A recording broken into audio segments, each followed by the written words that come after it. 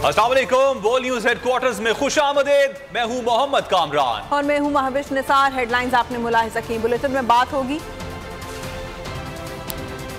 जी सिर्फ तहरीके इंसाफ के टिकट की।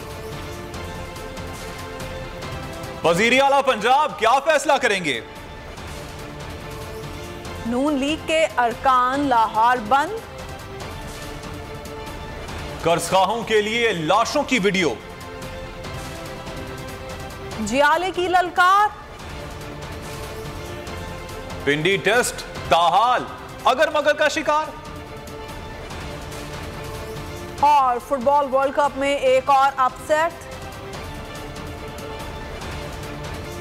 इस बार पीटीआई का टिकट जीतेगा। ऐसे लोगों को टिकट दूंगा जिनका नजरिया हो पहली बार कौम एक कौम बनने जा रही है। जिस तरह अवाम निकल जा रहे हैं वो कौम बनने का इशारा है। इमरान खान का वेब चैनल को इंटरव्यू कहा, चाहता हूं पाकिस्तान में नजरियाती सियासत वापस आए। अभी पैसा बनाने की सियासत हो रही है। जब हुकूमत मिली तो यह बिल्कुल एक नया तजर्बा था। शुरू में बहुत ज्यादा बहरानों का सामना रहा।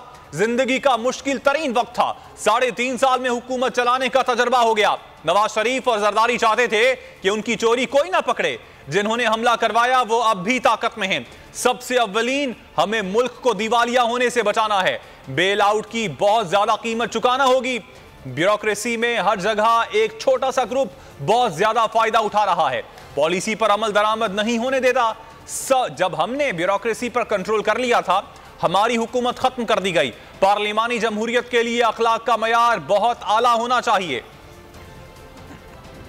कप्तान का पंजाब केपी की असेंबली तहलील करने का फैसला। मुल्की सियासत में हलचल, सियासी बसात पर चालों में तेजी। जमान पाक लाहौर में चेयरमैन तहरीक इंसाफ इमरान खान की सियासी सरगर्मियां तेज। पंजाब असेंबली तहलील और आइंदा इंतखाबात की तैयारी। पार्टी रहनुमाओं और पंजाब की क़यादत से मुशावरत का सिलसिला जारी। स्पीकर पंजाब असेंबली सप्तान खान को कप्तान ने बुला लिया। हिमाद अजहर की भी मुलाकात। सूबाई वज़ीर ख़जाना समेत दीगर तंजीमी और बानी कारकुनान की भी मुलाकात। इमरान खान ने वाज़ेह किया कि आप लोग पीटीआई का असासा हैं, नज़रअंदाज नहीं किया जाएगा।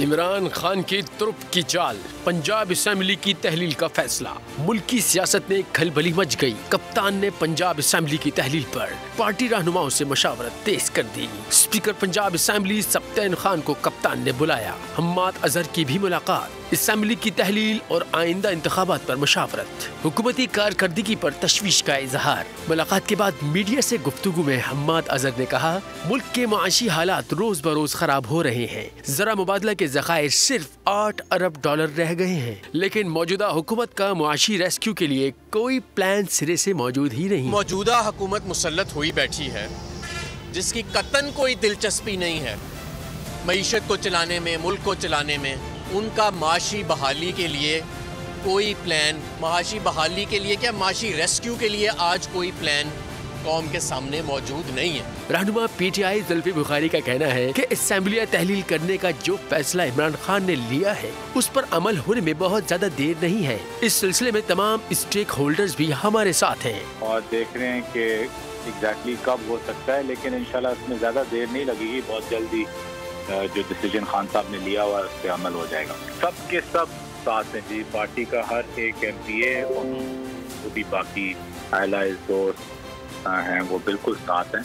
साबिक सूबाई वजीर खजाना हाशिम जमा बख्त और दीगर मकामी पार्टी रहनुमाओं की भी इमरान खान से मुलाकात। इमरान खान ने गुफ्तगू में कहा, आप लोग पीटीआई का असासा हैं, नजरअंदाज नहीं किया जाएगा। इंतखाबात में देरीना और बानी अरकान को मैदान में उतारा जाएगा। तहरीक इंसाफ के चेयरमैन और वजीर आला पंजाब की मुलाकात आज होगी। मुलाकात के बाद तमाम बातें सामने आ जाएंगी। स्पीकर पंजाब असेंबली सप्तान खान की इमरान खान से मुलाकात के बाद मीडिया से गुफ्तगू। बोले, वजीर आला पंजाब असेंबली तहलील करने के मौकिफ पर कायम है।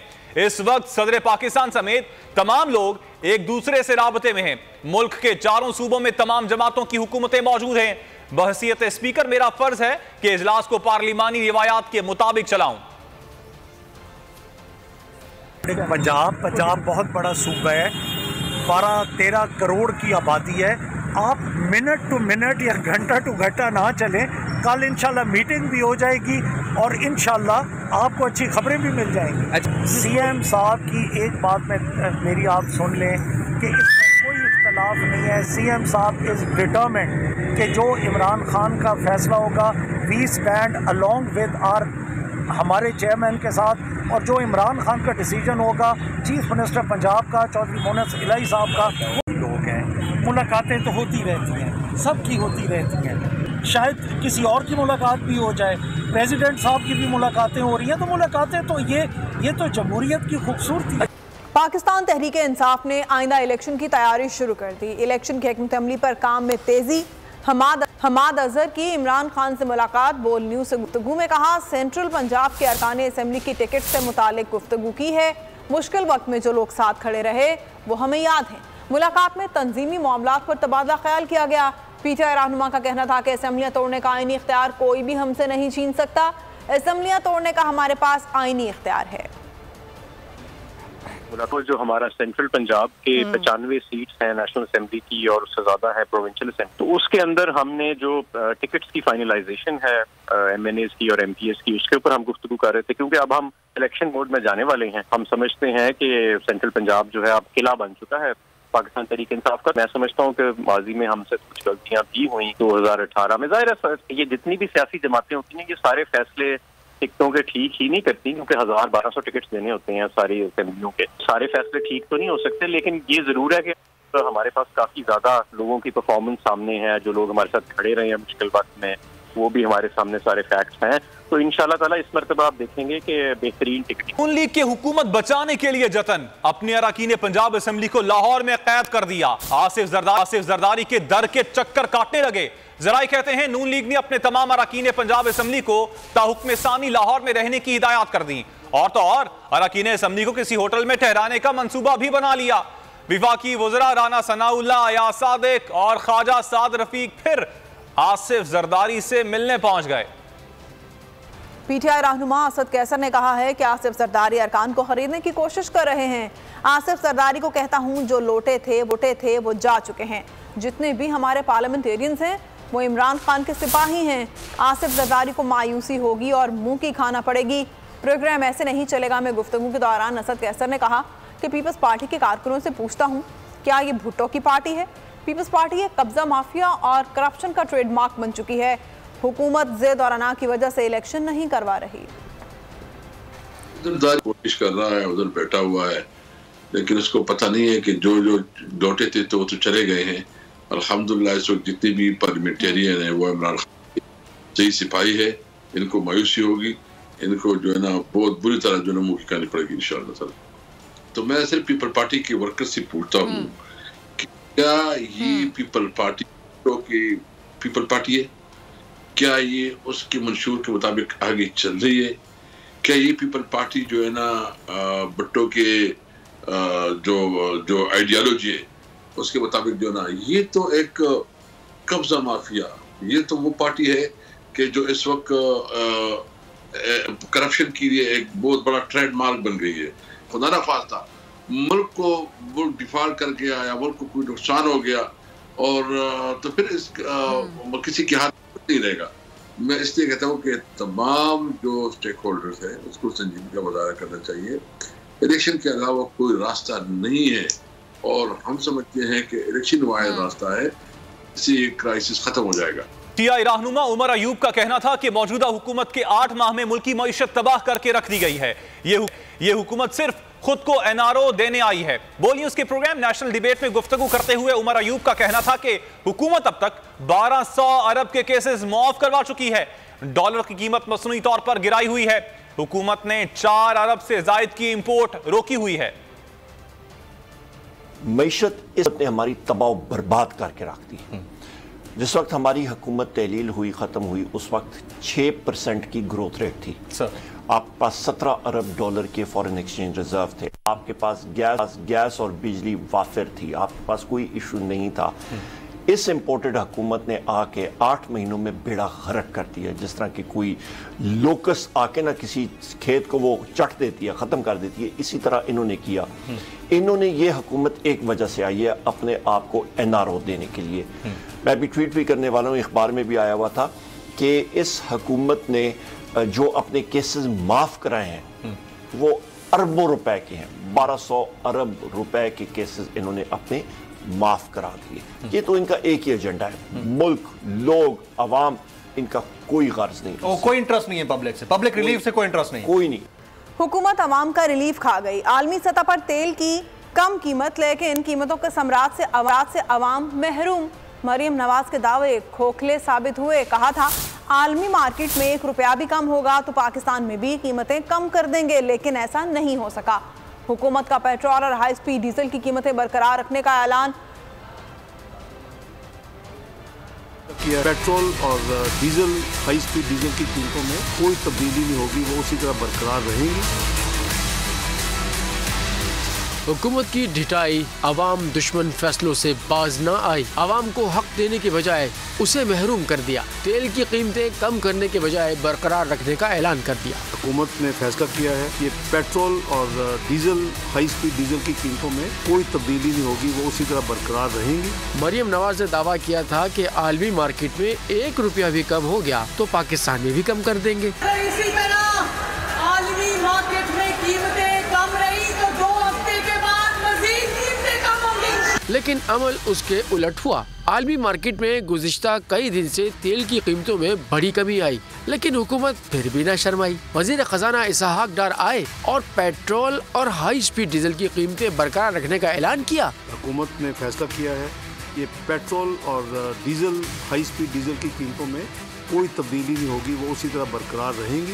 जाते जाते हातिम ताई की खबर पर लात मार गए। मट्टी की तेल की कीमत में 10 रुपए और लाइट डीजल की कीमत में 50.7 रुपए फी लीटर कमी कर दी। वजीर खजाना ने कहा आइंदा 15 रोज के लिए पेट्रोलियम मसनूआत की यही कीमतें बरकरार रहेंगी। फिर तेल की कीमतें कम ना की। शौकत तरीन ने हुकूमत को आड़े हाथों ले लिया। कहा हुकूमत का फैसला अवाम दुश्मन है, हुकूमत को टैक्स कलेक्शन ठीक करना चाहिए।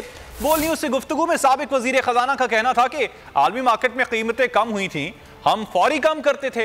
हुकूमत अपनी नालायकी को छुपाने की कोशिश कर रही है। गरीब आदमी का कोई दर्द नहीं। और आपने देखा कि पीटीआई की जो हुकूमत होती थी, जैसे ही पेट्रोल प्राइसेस कम होती थी तो हम लोग पास ऑन कर देते थे, बल्कि कई दफ़ा तो बढ़ जाती थी इंटरनेशनल प्राइसेस, तो हम टैक्स कम करके और लोगों को रिलीफ दे देते। मुझे लगता है इन्होंने वो जो प्राइसेस कम हुई हैं उसका इन्होंने क्या किया है कि मेरे ख्याल में, मैं कह नहीं सकता हूँ उसूल से, इन्होंने टैक्सेस बढ़ा दिए।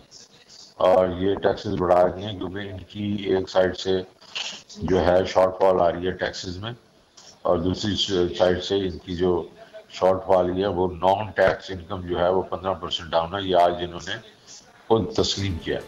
तो इसका मतलब है उसका ये बोझ जो है ये पूरा आवाम पे डालना चाहिए। हुकूमत की ढिठाई पर माहिर मुआशियात मुजम्मिल असलम की शदीद तनकीद। कहा आज 200 या 205 रुपए से ज्यादा का पेट्रोल नहीं होना चाहिए, कम अज कम आवाम को 20 रुपए का रिलीफ मिलना चाहिए। बोल न्यूज से गुफ्तगू में कहा कि आलमी मार्केट में गुज़िश्ता हफ्ते $75 से नीचे कीमत गई।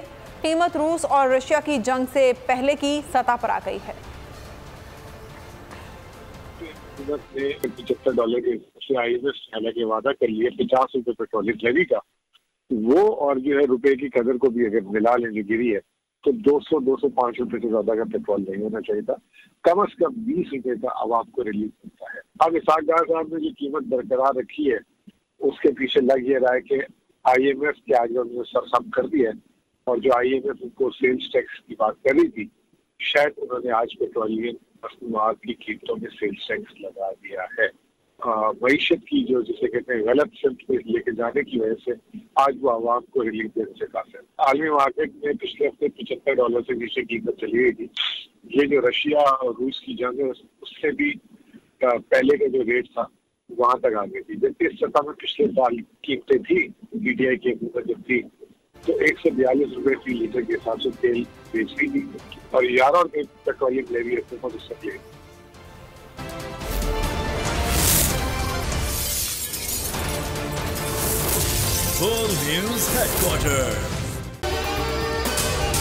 अगर आपको ये वीडियो पसंद आई है तो हमारे चैनल को सब्सक्राइब करें और बेल आइकन को प्रेस करें। आप ये समझें, ये जो हक है ना, हक पे खड़े रहना और हक को बोलना, ये दूर से लगता है तन्हा हो गए लोग, आप खान साहब को देखें, तन्हा दिखाई देने, सारी जमातें मिलकर उनके खिलाफ हैं, लेकिन आज भी पाकिस्तान की आवाम उस हक की आवाज़ के पीछे जो है 80% से ज़्यादा आवाम उनके साथ है। सेम एग्जैक्टली इसी तरीके से बोल की कहानी है भाई, बिल्कुल अलग आपको तन्हा दिखाई देगा, हर जगह आपको खड़ा हुआ नजर आएगा, हटेगा नहीं किसी चीज़ से। और उसके साथ भी 80% आवाम अगर आज आप देखें तो उसे बोल दिख रही है।